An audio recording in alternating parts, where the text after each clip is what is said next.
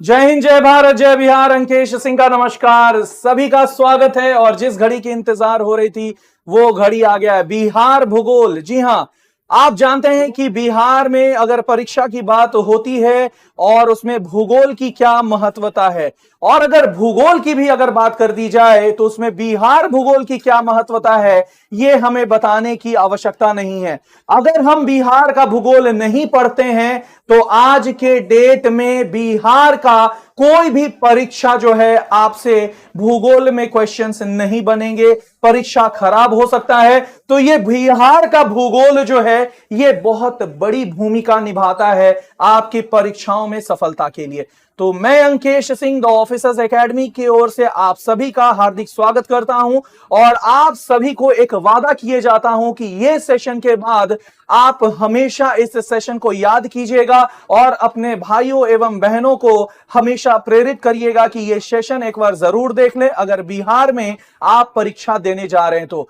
अंततः एक बात और आपको बता देते हैं कि बिहार भूगोल, जब भी आपको लगेगा कि एक बार बिहार भूगोल का रिवीजन कर लिया जाए, ये वीडियो आपको जरूर याद आएगा।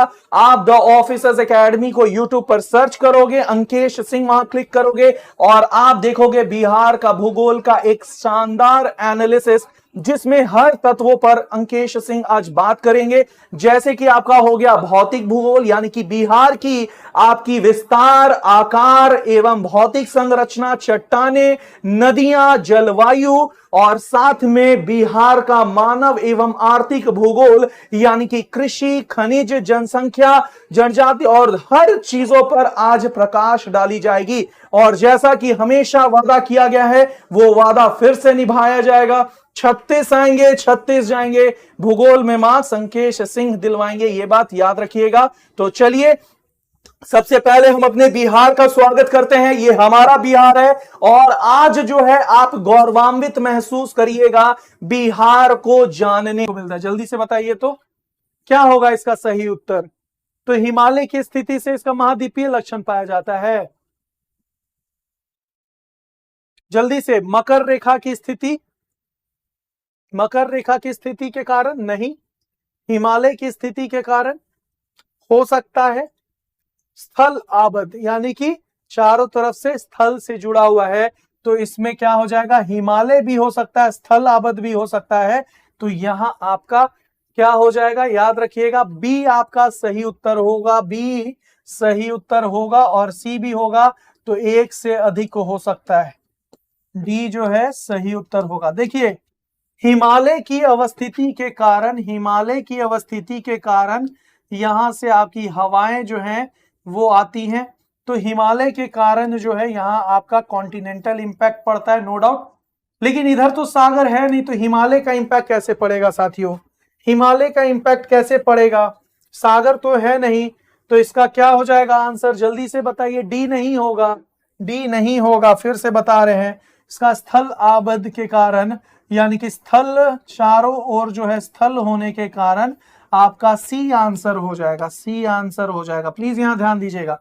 देखिए देखिए, यहां ध्यान से एक्सप्लेनेशन सुनिएगा और बार बार कह रहे हैं एक्सप्लेनेशन में ही आंसर होता है। यहां आप ध्यान दीजिए, यहां क्या है, यहां आपका ये हिमालय है। तो हिमालय के कारण अगर महाद्वीपीय इंपैक्ट पड़ता, महाद्वीपीय इंपैक्ट पड़ता, तो याद रखिएगा कैसे, महाद्वीपीय लक्षण, यहां सागर रहता तब ना, सागर जो है उसको हिमालय, सागर का हवा को हिमालय रोक देता, तो यहां कॉन्टिनेंटल इंपैक्ट पड़ता। लेकिन यहां हिमालय के ऊपर भी सागर नहीं है, इधर भी सागर नहीं, इधर भी सागर नहीं है, तो सागरीय इंपैक्ट होगा नहीं होगा। तो हिमालय का इसमें कोई रोल ज्यादा है नहीं। आपका मेन रोल है बिहार का। तो बिहार के एक तरफ जो है आपका नेपाल है, एक तरफ आपका यूपी है, एक तरफ पश्चिम बंगाल है और एक तरफ जो है आपका झारखंड है। तो ये चारों ओर से जो है आपका भूमि से घिरा हुआ है, इसलिए आपका यहां कॉन्टिनेंटल इंपैक्ट देखने को मिलता है। तो स्थल आबद जो है आपका सही उत्तर हो जाएगा, यानी कि सी जो है आपका सही होगा। ठीक है ना, बिल्कुल। हिमालय हो सकता था अगर सागर होता तो, लेकिन सागर नहीं है हिमालय के दूसरे तरफ, तो हिमालय कैसे रोक सकता है सागर ये पवन को जब सागर है ही नहीं, तो इसी के लिए हिमालय नहीं होगा। दो प्रकार के जलवायु होते हैं, लक्षण होते हैं, एक महासागरीय और एक महाद्वीपीय। महासागरीय और एक महाद्वीपीय, दो प्रकार के लक्षण होते हैं, याद रखिएगा। इसको हम लोग कहते हैं मरीन इंपैक्ट। क्या कहते हैं? Marine effect. तो ये कहां देखने को मिलता है? तटीय क्षेत्रों में। कहां देखने को मिलता है? तटीय राज्यों में आपको महासागरीय इफेक्ट देखने को मिलता है, मरीन इफेक्ट। और ये अंतरदेशीय, अंतरदेशीय याद रखना है, अंतरदेशीय में आपको अंतरदेशीय राज्यों में ये देखने को मिलता है जहां सागर काफी दूर है। क्या है? सागर बहुत दूर सागर बहुत दूर है, तो याद रखिएगा सागर बहुत दूर होते हैं। आगे क्वेश्चन की ओर बढ़ते हैं, प्लीज यहां ध्यान दीजिएगा। अगला जो हमारा क्वेश्चन है वो है, बिहार प्रदेश में ग्रीष्म काल में सर्वाधिक वर्षा किस भाग में होती है? तो याद रखिएगा हिमालय का प्रभाव पड़ेगा। Sir please explain. देखिए हिमालय का प्रभाव आप पहले समझिए, ठीक है ना। सबसे पहले हमारा बिहार कैसा है? हमारा बिहार ऐसा है,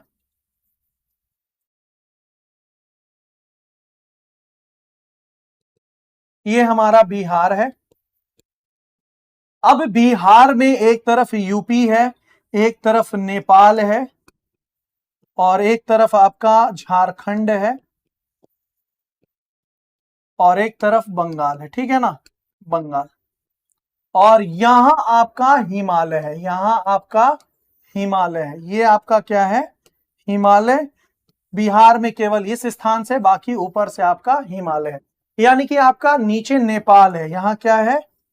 यहां नेपाल है, यहां नेपाल है, ठीक है ना। अब महाद्वीपीय इंपैक्ट, और सागर आपका कहां है? सागर आपका यहां पर है। तो सागर महासागर का प्रभाव किस पर पड़ेगा? बंगाल पे पड़ेगा। किस पे पड़ेगा? बंगाल पे पड़ेगा, बिहार पे ज्यादा नहीं पड़ेगा। अब हिमालय जो है, क्या ये सागर के हवाओं को बिहार में घुसने से रोक दे रहा है? नहीं। तो हिमालय की अवस्थिति जो है ये कैसे प्रभावित करेगी? ये ठंडी हवाओं को न रोकेगी, ये ठंडी हवाओं को रोकेगी, ठंडी हवाओं को। तो ठंडी हवाओं को अगर रोकेगी तो ये ठंडी हवाएं है ना, नम हवाएं तो नहीं है, नम हवाएं तो नहीं है, हाँ या ना, नम हवाएं तो नहीं है, ठंडी हवाएं हैं। तो नम हवाएं होंगी तब ना इसे हम लोग मरीन इंपैक्ट कहेंगे, मरीन इफेक्ट कहेंगे। मरीन इफेक्ट किसको कहते हैं? जब सागरीय हवाओं को रोकता, तो हिमालय अगर सागर के हवा को रोकता तब ना ये कारण बनता बिहार के महाद्वीपीय ये प्रभाव का, लक्षण का। लेकिन नेपाल जो है ठंडी शुष्क हवाओं को रोक रहा है, नमी वाले हवाओं को नहीं रोक रहा है, तो हिमालय कैसे कारण बन सकता है? अगर हम गेट पे खड़े हैं और वो गेट से दुश्मन नहीं आया, तो मेरे खड़े होने ना होने से क्या फर्क पड़ता है? दुश्मन तो किसी और गेट से आया है, तो उस गेट पे कौन है उससे ना फर्क पड़ेगा। यही हम कहना चाहते थे, समझे। इसका आंसर होगा कि बिहार प्रदेश में जो ग्रीष्म काल में सर्वाधिक वर्षा होती है वो सबसे ज्यादा आपके पूर्वी भाग में होती है। ए देखिए सागर से मॉनसून हवाएं कैसे प्रवेश करती है? सागर से मॉनसून हवाएं ऐसे प्रवेश करती है। अब आप बताइएगा सबसे पहले कहां प्रवेश करेगी? तो सबसे पहले ये क्षेत्र में प्रवेश करेगी, इसलिए पूर्वी भाग में भी सबसे ज्यादा वर्षा कहां होगा? किशनगंज में होगा। इसी के लिए किशनगंज बिहार का सर्वाधिक वर्षा क्षेत्र है।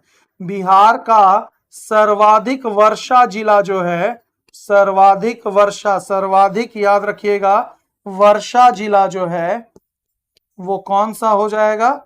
बिहार का सर्वाधिक वर्षा जिला किशनगंज हो जाएगा।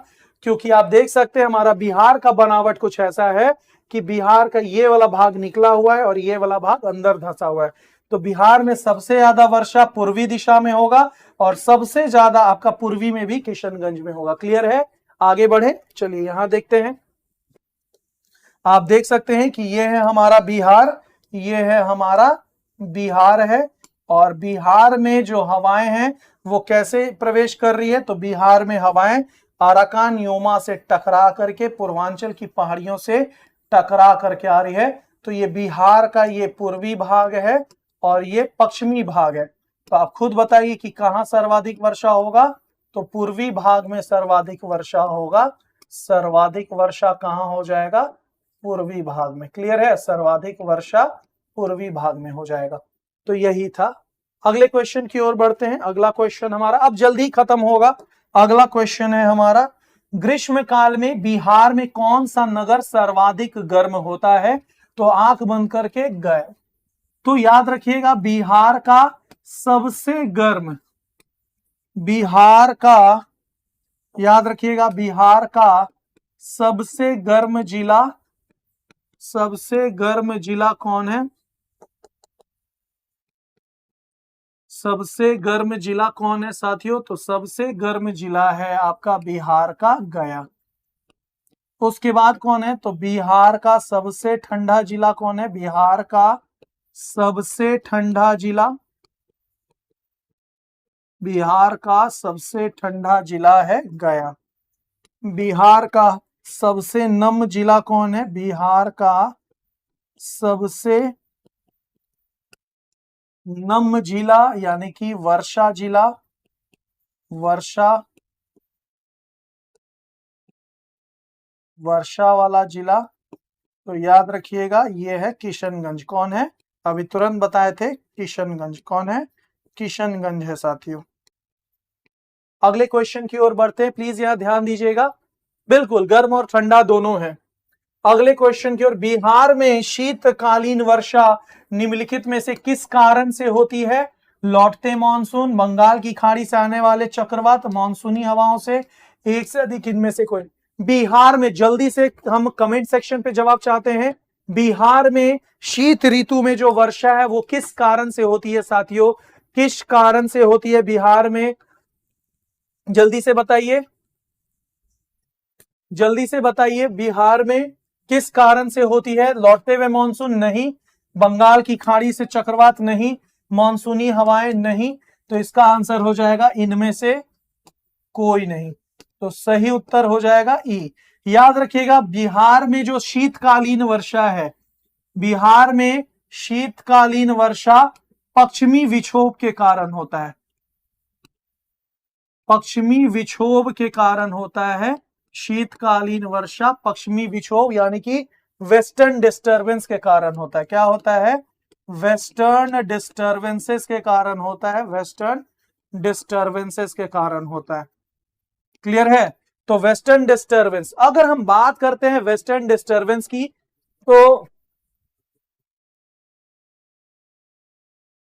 तो वेस्टर्न डिस्टरबेंस की अगर हम बात करते हैं, तो वेस्टर्न डिस्टरबेंस साथियों ये क्या होता है, तो भूमध्य सागर में, याद रखिएगा भूमध्य सागर में, भूमध्य सागर में, भूमध्य सागर में आपके जो है एक शीतोष्ण चक्रवात उठते हैं, शीतोष्ण चक्रवात, शीतोष्ण चक्रवात उठते हैं, और इस शीतोष्ण चक्रवात के कारण आसमान में क्या बनता है, आसमान में बादल बनते हैं, आसमान में क्या बनते हैं, बादल बनते हैं।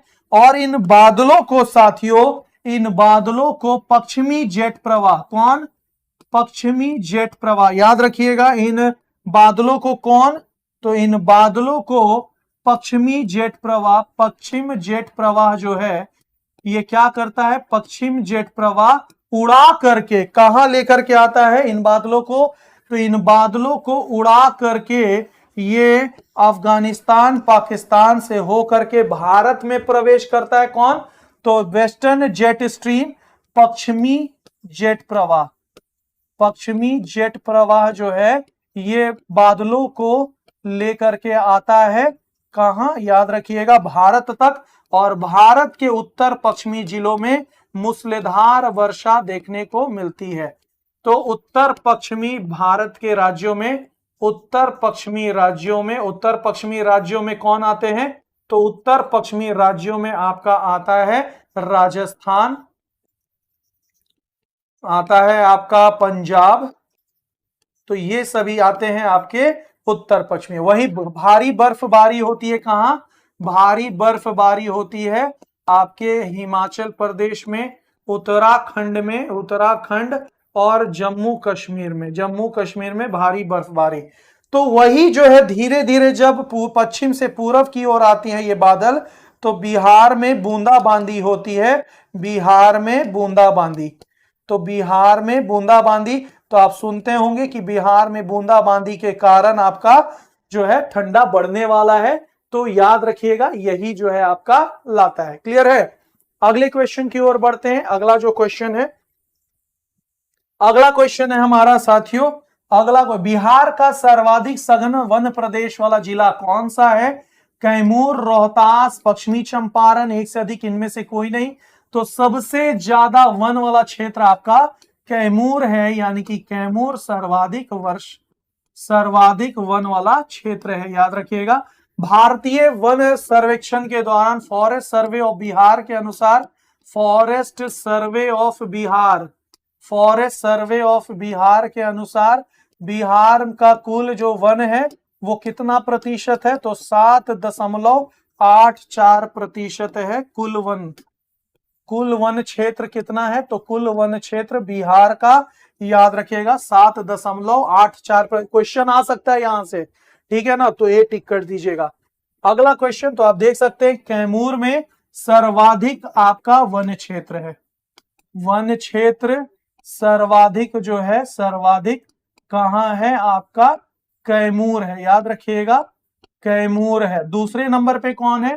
तो सेकंड नंबर पे है पश्चिम चंपारण, दूसरे नंबर पे है पश्चिम चंपारण, याद रखिएगा, चंपारण दूसरे नंबर पे। क्लियर है? सबसे कम, तो आप देख सकते हैं शेखपुरा। आगे बढ़ते हैं। अगला क्वेश्चन है हमारा, बिहार राज्यों में वनों द्वारा घिरी भूमि क्षेत्र कितना है? तो लगभग 7,30,000 वर्ग किलोमीटर, 7,30,000 वर्ग किलोमीटर, याद रखिएगा, 7,30,000 वर्ग किलोमीटर ये क्षेत्र है, यानी कि इनमें से कोई नहीं है, ई जो है कोई। ये किसके अनुसार बोल रहे हैं? 2021 का फॉरेस्ट रिपोर्ट बिहार का, फॉरेस्ट रिपोर्ट बिहार का जो लेटेस्ट है बिहार का, उसके अनुसार ये बता रहे हैं। और बिहार का कुल वन क्षेत्र कितना है? तो बिहार में कुल वन क्षेत्र जो है, कुल वन क्षेत्र ये आपका कितना है? ये आपका 7.84% है। क्लियर है? आगे बढ़ते हैं अगले क्वेश्चन की ओर, तो याद रखिएगा इसका आंसर डी है। अगले क्वेश्चन की ओर बढ़ते हैं। अगला क्वेश्चन है, बिहार राज्य में वनस्पति प्रदेश कौन सम्मिलित नहीं है? तो कौन सा वनस्पति नहीं पाया जाता है? तो आपका सदाबहार वन नहीं पाया जाता है। सदाबहार वन आपका पश्चिम घाट, याद रखिएगा, पश्चिम घाट, उत्तर पूर्वी राज्य और अंडमान निकोबार। और कहा? अंडमान निकोबार में पाया जाता है, केवल अंडमान निकोबार में केवल पाया जाता है सदाबहार वन। सदाबहार वन जो है आपका, ये केवल यही तीनों क्षेत्रों में पाया जाता है, मुख्य रूप से बिहार में नहीं पाया जाता है। बिहार में क्या पाया जाता है? बिहार में आपको पर्णपाती वन पाए जाते हैं। बिहार में याद रखिएगा क्या पाया जाता है? बिहार में पर्णपाती वन पाए जाते हैं, पर्णपाती वन पाए जाते हैं। क्लियर है? सदाबहार वन नहीं पाए जाते हैं। अगला क्वेश्चन है हमारा, राज्य के किस जिले में आर्द्र पर्णपाती तेराई वन पाए जाते हैं? तो सहरसा, पूर्णिया, अररिया, एक से अधिक इनमें से कोई नहीं। याद रखिएगा तेराई वन जो है आपके, ये नेपाल से सटे हुए जिले, नेपाल से सटे हुए जिलों में पाया जाता है, नेपाल से सीमा बनाते जिलों में। तो नेपाल से सीमा बनाते जिले कौन है? सहरसा है? नहीं। पूर्णिया है? नहीं। अररिया है? हाँ। तो याद रखिएगा आर्द्र पर्णपाती तेराई वन, अगर सिर्फ आर्द्र पर्णपाती होता तो आपका तीनों हो जाता, लेकिन तेराई वन जो लिख दिया है तो तेराई वन में आपका केवल कौन हो जाएगा, सी हो जाएगा। इसलिए याद रखिएगा इसमें सी जो है आपका सही होता है। याद रखिएगा अगर आर्द्र पर्णपाती होता, आर्द्र पर्णपाती होता तो आर्द्र पर्णपाती में ये तीनों हो जाते, आर्द्र पर्णपाती में तीनों होते, ठीक है ना, तीनों होते। लेकिन जो कि तेराई शब्द जोड़ दिया है, तो तेराई जो है नेपाल से सीमा वाला क्षेत्र को कहते हैं, तो उसमें सिर्फ अररिया आपका हो जाएगा, यानी कि सी हो जाएगा। क्लियर है? आगे बढ़ते हैं। अगला क्वेश्चन, बिहार का वाल्मीकि टाइगर प्रोजेक्ट कितने क्षेत्रों में फैला हुआ है? तो लगभग आप देख सकते हैं इसका एग्जैक्ट डेटा जो है यहां दिया हुआ है, आपके क्वेश्चन में है, बता देते हैं।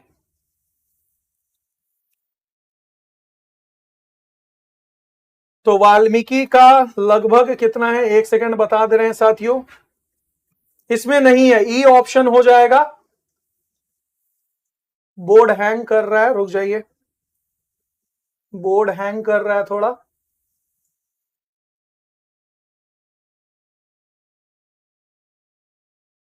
तो इसका है 898.45, 898 है साथियों, क्या है, 898 है, ठीक है ना, तो 898 है। इसका ई हो जाएगा आंसर, ई तो होगा, ये तो हमें भी पता था। तो 898.45 वर्ग किलोमीटर हो जाएगा इसका आंसर, 898। तो वाल्मीकि टाइगर प्रोजेक्ट जो है आपका 898, ठीक है ना, 898 में होता है। अगला क्वेश्चन है, देख सकते हैं वाल्मीकि टाइगर रिजर्व कहां है, तो आपका पश्चिम चंपारण में है वाल्मीकि टाइगर रिजर्व। अगला क्वेश्चन है, बिहार में उत्तरी गंगा के मैदान में निम्नलिखित में से कौन सी मिट्टी नहीं पाई जाती है? तो याद रखिएगा ये उत्तर है, उत्तर बिहार है, और ये है आपका दक्षिण बिहार, ये है उत्तर बिहार और ये है दक्षिण बिहार। तो उत्तर बिहार और दक्षिण बिहार, तो सबसे पहले उत्तर बिहार में कौन कौन सी मिट्टी पाई जाती है? तो उत्तर बिहार में आपकी पाई जाती है पीडमोंट, पीडमोंट मृदा पाई जाती है। ये केवल पश्चिम चंपारण में पाई जाती है। कहां पाई जाती है? पश्चिम चंपारण। उसके अलावा तेराई मृदा, तेराई मृदा केवल पाई जाती है नेपाल से सीमा जिला में, नेपाल सीमा जिला, बिहार जिला। उसके बाद पाई जाती है जलोढ़ मिट्टी, कौन पाई जाती है? जलोढ़ मृदा पाई जाती है। और जलोढ़ मृदा में भी दोनों नवीन और पुरानी, दोनों नवीन और पुरानी दोनों पाई जाती है जलोढ़। इसको कहते हैं खादर और इसको कहते हैं बांगर। क्लियर है? दक्षिण बिहार में कौन सी मिट्टी पाई जाती है? तो याद रखिएगा वो बाद में बात करेंगे, पहले दक्षिण बिहार की मिट्टी बात करते हैं। तो इसमें पाई जाती है बालथर, फिर लाल बलुआ मृदा, लाल बलुआ, फिर पुरानी जलोढ़, पुरानी जलोढ़, और लास्ट है आपका ताल मृदा। और क्या है? ताल मृदा। तो याद रखिएगा इसके अलावा बिहार में और कोई मृदा नहीं पाई जाती है, इसके अलावा बिहार में और कोई मृदा नहीं पाई जाती है। तो ये जो डेटा लिख दिए नोट्स बना लीजिएगा, नहीं तो दिक्कत हो जाएगा। उत्तर में केवल ये मृदा और दक्षिण में केवल ये मृदा। तो उत्तरी गंगा के मैदान में कौन सी मृदा नहीं पाई जाती है उत्तर में? तो याद रखिएगा दलदली मृदा को ही पिडमोंट मृदा कहते हैं, दलदली जो है पिडमोंट को ही कहते हैं। तो दलदली पाई जाती है, नवीन जलोढ़ पाई जाती है, बालथर नहीं पाई जाती है। तो सी आपका सही उत्तर हो जाएगा, सी जो है आपका सही उत्तर हो जाएगा। ये बिहार की मृदा है, तो केवल आपकी यहां है, याद रखिएगा दलदली पिडमोंट मृदा, दलदली पिडमोंट। यहां याद रखिएगा ये पुरानी, ये बांगर है, बांगर, बांगर को यहां बाल सुंदरी, बाल सुंदरी और भाट कहते हैं, और भाट कहते हैं। ऊपर जो है आपका तेराई मृदा है, ऊपर कौन सा है? तेराई मृदा, तेराई मृदा पूरे सीमा पर, और उसके बाद है यहां आपका खादर मृदा, खादर मृदा, ठीक है ना। उसके बाद ये आपका क्या है, तो ये आपका गंगा नदी है, और गंगा नदी के नीचे जो है आपका ये पूरा क्षेत्रों में ये कौन सी मृदा है, ये बालथर मृदा है। ये कौन सी मृदा है, ये बालथर मृदा है, बालथर मृदा। और यहां आपकी पाई जाती है ताल मृदा, ताल मृदा बताए थे। और यहां पाई जाती है आपकी केवाल मिट्टी, केवाल मृदा या करेल मृदा, करेल मृदा, जिसे हम लोग नीचे बांगर कहते हैं। क्या कहते हैं, बांगर का ही दूसरा नाम है केवाल। और लास्ट मिट्टी है यहां कैमूर रोहतास में लाल बलुआ मृदा, लाल बलुआ मृदा। क्लियर है, लाल बलुआ मृदा। तो ये टोटल बिहार की मिट्टी है, इससे ज्यादा मिट्टी नहीं पूछता है। क्लियर है। अगले क्वेश्चन की ओर बढ़ते हैं। अगला क्वेश्चन जो है हमारा, बिहार के अधिकांश भाग में फैला हुआ है क्या, पर्वतीय, कछारीय, लेटेराइट, एक से अधिक, इनमें से कोई नहीं। कछारी मिट्टी सबसे ज्यादा बिहार